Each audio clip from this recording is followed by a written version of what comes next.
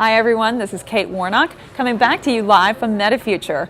We're here in the GuideWell Insights Lounge and I'm here today with Andrew Rosenthal. Andrew, welcome. Thank you, Kate. We're so happy to have you here. Andrew is the Group Manager for Wellness and Platform with Jawbone, and we know that you have a pretty profound perspective here from MediFuture, so we're glad to have some time with you. I wanted to open with, you were interviewed before the event by Oliver Wyman Group and wanted to test some assumptions that you were coming to MediFuture with. I was wondering, have you tested those assumptions? Are you getting the kind of feedback on what you were listening for? And tell us about that if you have. Jawbone's a consumer company. I mean, we've been building consumer products for 14 years now. So a big part of our approach to MediFuture was looking for strains of agreement between the way we've been looking at the world and what is starting to come out of provider groups and payers. So we're incredibly focused on solving consumer problems. And a year or two ago, I don't think the conversation would have been focused on consumers the way it has been today. For example, we have representatives of major payers coming through, talking to our group, trying to understand how we make sense of data that happens outside the doctor's office, trying to understand how they can work with us to help people hit goals, live better, sleep more, for example, when they're at home. And I think at Jawbone, our assumption has been is that health is what happens in between doctor visits, that it's what happens when you're not in the doctor's office that matters so much. It's the 1,000 little decisions throughout the day that add up into meaningful change. Sure. And our assumption was that other people agreed, and we've started to see some real consensus there. So it's exciting. It's nice to get a feel that the people who are providing, who are delivering medical services, who are delivering care, and those who are paying for it are also focused on trying to make the consumer's life better.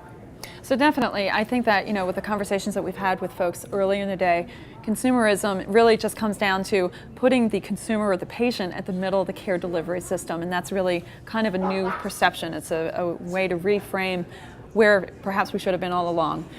One thing that I know that you have a lot of direct experience with, talking about consumers in healthcare, are folks who have the ability to really make a change on their own, using their own skill sets, in something like a codathon. I know with Jawbone, you've been heavily involved with codathons, also known as hackathons, especially with the Clinton Foundation. Can you tell me, what do you think the role is for the citizen hacker in making sure that some of those smaller health problems that may not be on everyone's radar, but it's personal to them, what's the role of someone like that moving forward to make sure that those small issues get addressed too? Well, we're a big believer in open platforms, a big believer in the power of codathons to spur innovation, to get people excited, to get new populations interested in computer science, and frankly, to get people thinking about health who otherwise may have been thinking about a social app or a photo app. Now, to take a step back, our belief is when it comes to health, and by health we mean behavior change, when it comes to behavior change, we believe that platforms win every time. And what I mean by that is that there is no good behavior change solution. There's no good behavior change solution. There are just good behavior change solutions. That's our point of view. That for some person it might be an app to help them train so that they can run a half mile. Sure. For others it might be the type of nudge that gets them off the couch and moving just a little bit more. So with that in mind, we've opened up our platform, we've made our tools available to others, and a big part of that is meeting people where they are, participating in codathons. You mentioned the Clinton Global Foundation and our codathon series with them, Code for Health. It's been incredibly successful because we went to places where people are who build interesting things. New York, San Francisco, cities where people are interested in technology and how it can solve problems. And we brought with us resources to help them. And of course, we brought with us others from outside of healthcare to help highlight things that might actually impact regular people. So it's one thing to build products for physicians, and there's a real role for that, but it's another to get great engineers together with designers and product people in a room and say, what interesting things can we build?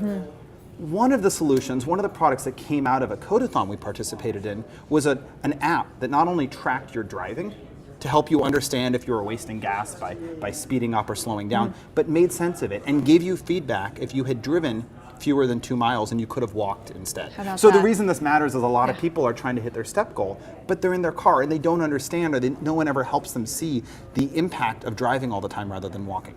But what was so interesting about that specific codathon project is that the judge was not a computer scientist. And the judge there was not a physician. The person who highlighted this and said, you know what, I think this can really make an impact, was Chelsea Clinton. And having Chelsea Clinton there giving feedback to these teams really helped communicate how important it was to build solutions for regular people, things that people actually want to go download, things that people want to buy like a Jawbone up, things that people want to integrate into their lives. And that's what gets us so excited about this idea of open innovation. So I think along that, I think that Jawbone is, obviously synonymous with wearable tech, yet not everybody is able to afford, the latest and greatest wearable tech like Sure. a Jawbone up. Can you tell me, how do we begin to help the underserved consumer with the technology that's out there now to improve their lives? Well, I think anyone who's trying to improve their life and doesn't have a Jawbone up is underserved, but I'm assuming you mean people who may not be able to afford the $150 product or something like that. So we've focused on building beautiful products, things that are desirable, a tracker, a wearable computer that has a texture and a color that you actually want to have on your wrist, even if it doesn't do anything technically. And we're really proud of the work that's happened, and the team's done great.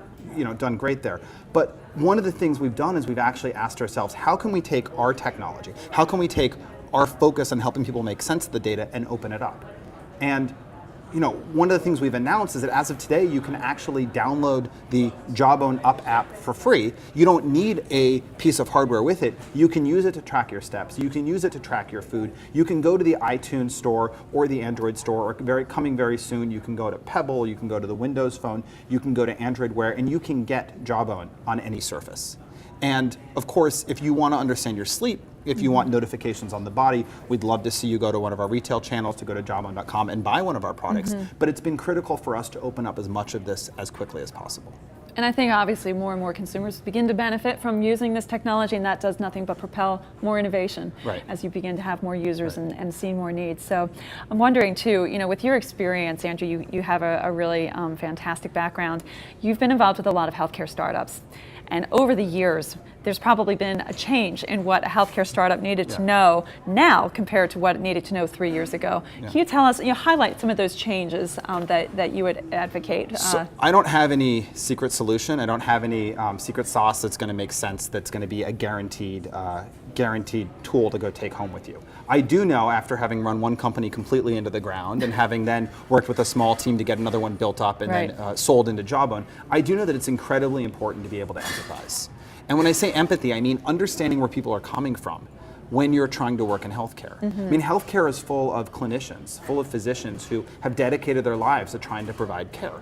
And it's got to be frustrating being beaten up with reimbursement that isn't where you expect, that regulation that may hamper things, that local state laws that may make the practice in one state completely legal and accessible, but in the other state something you need to hold back from your patients. So there are providers out there who are great people, and there are employers who care about their employees and want them to be healthy and productive and fully engaged in the workforce.